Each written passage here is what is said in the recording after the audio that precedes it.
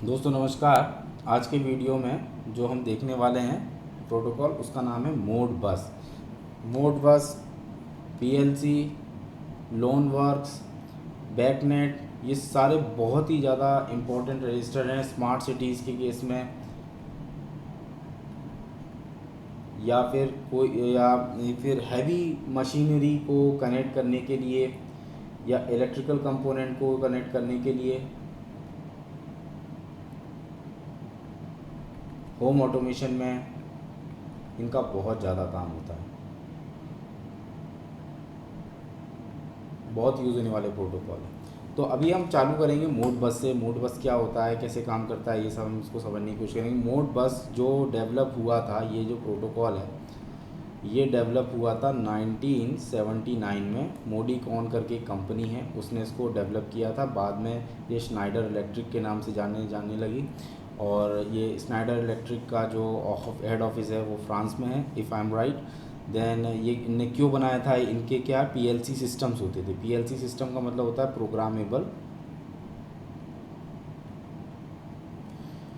Logic controller. PLC systems बहुत common चीज़ है, बहुत ज़्यादा यूज़ होने वाली। जैसे कोई भी प्रोडक्शन की फैक्ट्री होती है, उसमें जब रोलर्स को अलग अलग तरीके के जो इंस्ट्रूमेंट्स होते हैं, इलेक्ट्रिकल इंस्ट्रूमेंट्स होते हैं, रोलर्स हो गए, ड्रिलिंग हो गए, माइनिंग हो गए, सीएनसीज हो गई, बहुत सारी जगह पीएलसी यूज़ होते हैं। तो ये ऐसे कंट्रोलर होते हैं, ऐसे ऑपरेशंस होते हैं जिनको हम प्रोग्राम करके कंट्रोल करते हैं। तो वहाँ पे इसको बहुत यूज़ किया जाता था, और उसके लिए उनको अपना नेटवर्क या इस तरह का प्रोटोकॉल बनाने की ज़रूरत पड़ी। ये ओपनली पब्लिश्ड किया गया, और ये रॉयल्टी फ्री है, इसके लिए कोई पैसे वैसे नहीं लगते। साथ ही साथ में ये इसको जो है RS-485 के साथ इसको यूज़ किया गया, और इसके RS-232 के साथ भी इसको यूज़ किया जाता है, लेकिन RS-485 के साथ ज़्यादा यूज़ किया जाता है। इसका कारण ये है कि ये 32 ड्राइवर और 32 रिसीवर को एक बार में सपोर्ट कर सकता है, और ये मल्टी पॉइंट नेटवर्क सपोर्ट करता है, इसलिए इसका RS-485 के साथ एप्लीकेशन ज़्यादा फेमस है। TCP/IP के साथ भी आता है, किसी भी और दूसरे प्रोटोकॉल के साथ बड़े आराम से एडजस्ट हो जाता है। अब हम देखते हैं कि इसके ये मास्टर, इसका क्या काम होता है, और स्लेव का क्या काम होता है। इसमें मास्टर का जो काम होता है, ये डेटा एक्सचेंज को से रिलेटेड काम को करता है, कंट्रोल करेगा, कोऑर्डिनेट करेगा अमॉन्ग स्लेव्स। यही इसका मेन कारण होता है। स्लेव्स कहाँ कनेक्ट होंगे, पीएलसी या स्काडा सिस्टम से रिलेटेड होते हैं। स्काडा भी इंडस्ट्री में बहुत ज़्यादा यूज़ होने वाला सिस्टम है। स्काडा का फुल फॉर्म होता है supervisory control and data acquisition system. Supervisory control मतलब कि मशीन को चालू करना, बंद करना, स्पीड को कंट्रोल करना, ये सारी चीज़ें आ जाएंगी। डेटा एक्विजिशन में क्या आएगा कि हमको ये पता पड़ेगा कि जो डेटा वो जनरेट कर रही है उसको किसी दूसरे सिस्टम में लेना, तो उसके सिस्टम के लॉग जनरेट करना, उसकी रिपोर्ट बनाना, ये सारी चीज़ें डेटा एक्विजिशन का कंपोनेंट माना जाता है। अब इसी तरह से जो स्लेव्स होते हैं, इसमें जो मास्टर और स्लेव, ये मास्टर स्लेव मोड पे काम करता है। तो इसमें जो स्लेव्स होते हैं ये क्या करेंगे, स्लेव मास्टर की रिक्वेस्ट को अटेंड करेंगे, उसको रिपोर्ट करेंगे, और मास्टर की रिक्वेस्ट के हिसाब से टास्क को एग्जीक्यूट करेंगे। अब इसको हम एक डायग्राम के फॉर्म में देखते हैं कि आखिर ये कैसे दिखता है और कैसे काम करता है। अब हम एग्जांपल लेके चलेंगे RS-485 का ही, और RS-485 के हिसाब से हम इसको देखेंगे। तो मास्टर जो क्या करेगा, मास्टर कम्युनिकेशन को स्टार्ट करेगा। मास्टर क्या करेगा, क्वेरी करेगा, विच इसका बेसिकली मतलब क्या हुआ कि स्टार्ट कन्वर्सेशन।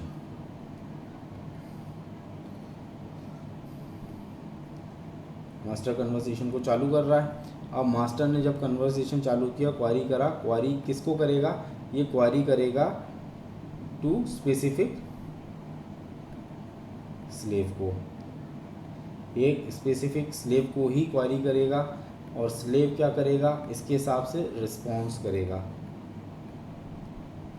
रिस्पॉन्स भेजेगा। अब यदि इस रिस्पॉन्स किसको भेजेगा, रिस्पॉन्स भेजेगा फिर से मास्टर को। मास्टर क्या करेगा, यदि रिस्पॉन्स मिलता है तो क्या करेगा, उसको लिसन करेगा या उसको ऑब्जर्व करेगा, और या फिर एक्ट करेगा। ठीक है, जैसा भी रिस्पॉन्स आता है उसके हिसाब से।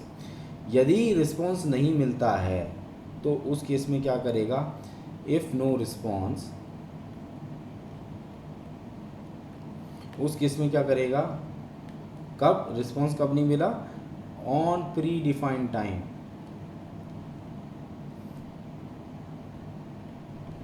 यदि एक स्पेसिफिक टाइम तक उसको कोई रिस्पॉन्स नहीं मिलता है तो वो क्या भेजेगा, टाइम आउट भेजेगा। और साथ में क्या करेगा, टाइम आउट के बाद क्या करेगा, वो कन्वर्सेशन को अबॉर्ट कर देगा।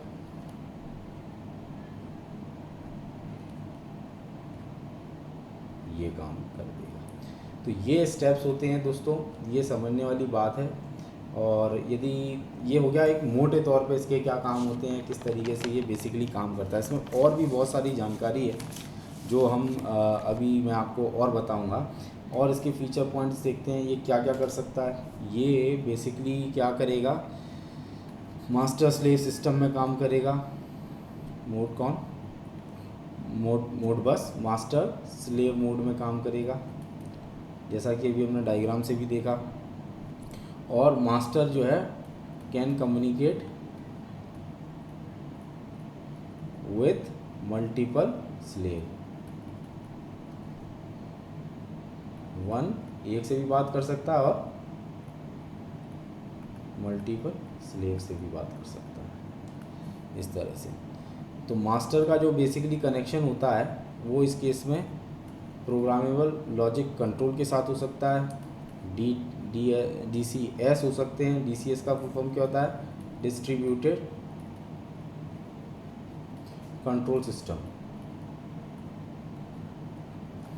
और RTU भी हो सकते हैं। RTU का मतलब क्या होता है, रिमोट टर्मिनल डिवाइसेस या यूनिट्स। ओके, यू का मतलब यूनिट या डिवाइस, जो भी आपको सही लगे। और या फील्ड डिवाइसेस जो होते हैं, फील्ड डिवाइसेस।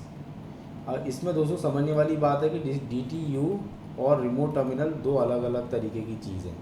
DTU का एग्जांपल हो सकता है कि एक डिवाइस ये मास्टर है, अलग अलग जगह अलग अलग मतलब एक पूरी फैक्ट्री में अलग अलग जगह हर चीज़ नेटवर्क से कनेक्टेड है, सबके पास अपने अपने कंट्रोलर्स हैं।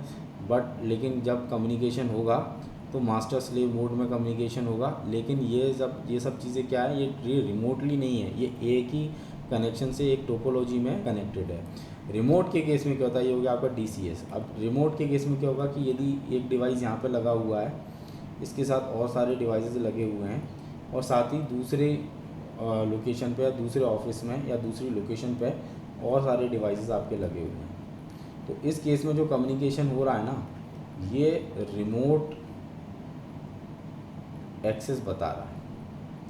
चाहे ये वाला डिवाइस इससे कम्युनिकेट करे या फिर ये वाला डिवाइस इससे कम्युनिकेट करे, दोनों केस में ये रिमोट एक्सेस है। तो जब भी कोई कम्युनिकेट करेगा, एक मास्टर बनेगा, बाकी सारे स्लेव्स बन जाएंगे। इस तरीके से काम करता है। तो रिमोट का मतलब क्या है कि आप रीच से बाहर हैं, और डिस्ट्रीब्यूटेड का मतलब क्या होता है कि आप एक ही, जैसे कार में लगे हुए डिवाइसेस जो कंपोनेंट होते हैं वो डिस्ट्रीब्यूटेड कंपोनेंट्स होते हैं, वो रिमोट कंपोनेंट्स नहीं माने जाएंगे। ठीक है, इसके साथ अब स्लेव की एक और विशेषता होती है। स्लेव के केस में क्या होता है, स्लेव की इस केस में खास बात ये होती है कि वो इन्फॉर्मेशन को वॉलंटियरली नहीं भेज सकता। ठीक है, स्लेव कांट वॉलंटियर इन्फॉर्मेशन, और ऐसे बोला जाए कि must wait for the request, या फिर क्वेश्चन आस्क्ड, उसको वेट करना पड़ेगा आस्क फॉर इट। जब तक स्लेव से पूछा नहीं जाएगा तब तक स्लेव इस केस में इंफॉर्मेशन को शेयर नहीं कर सकता। अब देखते हैं दोस्तों इसको पिक्टोरियल फॉर्म में सेम ही चीज़ को कि ये कैसे कम्युनिकेट करता है। देखो दोस्तों, इसमें क्या होता है कि मैं एक सिंपल सा डायग्राम बना के आपको बता देता हूँ। मास्टर है, स्लेव है। अब ये क्या करेगा, एक रिक्वेस्ट आई, रिक्वेस्ट के बेसिस पे इसने क्या करा, रिस्पॉन्स करा। तो ये इसको बोल देंगे मास्टर ने रिक्वेस्ट किया और स्लेव ने रिस्पॉन्स कर दिया। सेम चीज़ दोबारा से देखते हैं। एक मास्टर है, अब उसने क्या किया, स्लेव से कम्युनिकेट करने करा with what, with right data request भेजी कि इसको उसको इसमें कुछ लिखना है या भेजना है। तो जब स्लेव के पास ये इन्फॉर्मेशन आएगी तो स्लेव क्या करेगा कि इसको अपने रजिस्टर्स में सेव कर लेगा। मतलब एक इसके बाद नोटबुक है या मेमोरी है जिसमें जो भी इंफॉर्मेशन उसको लिखनी होगी ना, वो यहाँ पे डेटा स्टोर्ड इन रजिस्टर या उसकी मेमोरी यहाँ पे उसको सेव कर लेगा। अब जब इसने राइट डेटा रिक्वेस्ट भेजी तो इसने क्या किया था, इसके साथ इसने पूलिंग के रिक्वेस्ट भी भेजी थी। पूलिंग का मतलब यह है कि यदि मैं बिज़ी हूँ तो तुम किसी और मास्टर को, इस मास्टर को भी आप इन्फॉर्मेशन भेज सकते हो। तो इस केस में इसने यहाँ पे इसको रिस्पॉन्स कर दिया और यहाँ से क्या किया, ये ऑपरेशन कर रहा है रीड डेटा का। इसको दोबारा से समझते हैं। क्या हुआ, मास्टर ने राइट डेटा की रिक्वेस्ट भेजी, स्लेव ने डेटा को राइट कर लिया, साथ में पूलिंग रिक्वेस्ट आई कि भाई यदि और भी कोई हैं जिनको ये इन्फॉर्मेशन ज़रूरी है उनको भेज दो। तो उसके बाद क्या, पूलिंग रिक्वेस्ट पर जैसे ही इसने राइट करा तो उसको मालूम पड़ा कि मेरे को ये डेटा इसको भेजना भी पड़ेगा। तो जो राइट ऑपरेशन होता है वो हमेशा मास्टर करेगा और जो स्लेव कुछ भी यदि किसी में भी मास्टर को इन्फॉर्मेशन भेजेगा तो वो हमेशा रीड रिक्वेस्ट मानी जाएगी। बस ये फ़र्क था। अब दोस्तों इसमें थोड़ी सी और बातें हैं जो मैं आपको बताना चाहूँगा और उसको देखने के लिए हम अगले वीडियो में और डिस्कस करेंगे। इसके मोड बस के फंक्शंस को, फॉर्मेट्स को और मैसेज फॉर्मेट्स को हम चेक करेंगे। यदि इतनी जानकारी से रिलेटेड आपके कोई भी डाउट्स हैं तो आप कृपया कमेंट सेक्शन में ज़रूर बताइए। बहुत बहुत